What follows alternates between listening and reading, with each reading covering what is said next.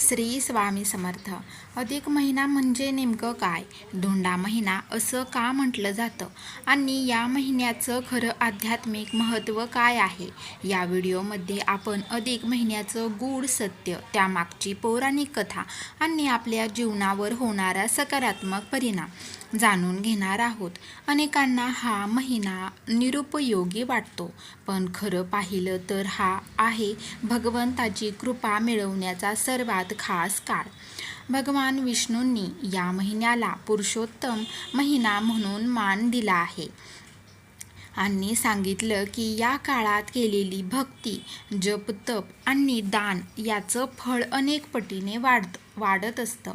या व्हिडिओमध्ये तुम्हाला कळेल अधिक महिना का येतो, धोंडा महिना नावामागची कथा, या महिन्यात काय करावं, स्वामी समर्थांची कृपा कशी मिळवावी. भिवू नकोस, मी तुझ्या पाठीशी आहे. स्वामी समर्थ हा एक पवित्र महिन्यात दररोज श्री स्वामी समर्थ हा जप करा आणि आपल्या आयुष्यात सकारात्मक बदल अनुभव करा.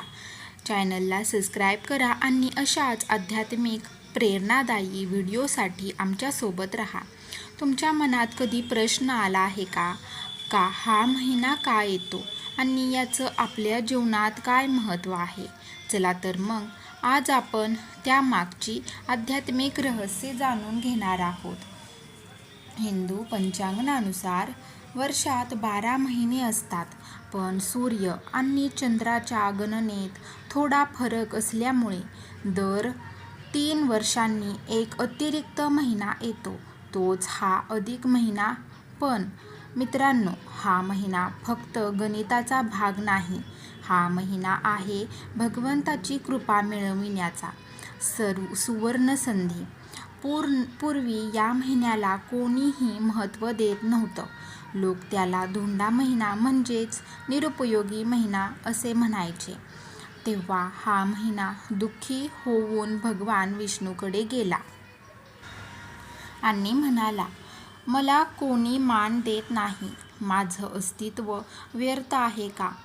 मग भगवान विष्णूंना त्यांची दया आली. त्यांनी त्याला आपलं नाव दिलं, पुरुषोत्तम महिना, आणि म्हणाले, जो कोणी या महिन्यात भक्ती करेल, जपतप करेल, त्याला मी विशेष फळ देईल. मित्रांनो, तुम्हाला माहिती आहे का की हा क्षण खूप महत्त्वाचा आहे, पण आपल्याला खूप जणांना माहीत नाही की कारण आजही आपण या महिन्याला खूप कमी लेखतो. पण खरं पाहिलं तर हा महिना म्हणजे जीवन बदलण्याची संधी आहे. या महिन्यात जर आपण मनापासून स्वामी समर्थांचे किंवा तुम्हाला ज्या पण देवावर विश्वास आहे त्या देवाचे नामस्मरण केले, श्री स्वामी समर्थ हा जप केला किंवा त्या देवाचा जप केला, तर आपल्या आयुष्यातील संकट दूर होऊ शकतात. स्वामी समर्थ महाराज नेहमी म्हणायचे, भिवू नकोस, मी तुझ्या पाठीशी आहे. मित्रांनो, हा अधिक महिना म्हणजेच तो काळ आहे ज्यात आपण आपल्या चुकांची जाणीव करून घेऊ शकतो, आपल्या आयुष्याला नवं वळण देऊ शकतो. या महिन्यात काय करावं? रोज नामस्मरण करावं, दानधर्म करावा, गरिबांना मदत करावी आणि सर्वात महत्त्वाचं म्हणजे मन शुद्ध ठेवा आणि लक्षात ठेवा की भगवंताला मोठ्या पूजा नाही, तर खऱ्या मनाची भक्ती हवी असते. आजपासून एक छोटा संकल्प करा.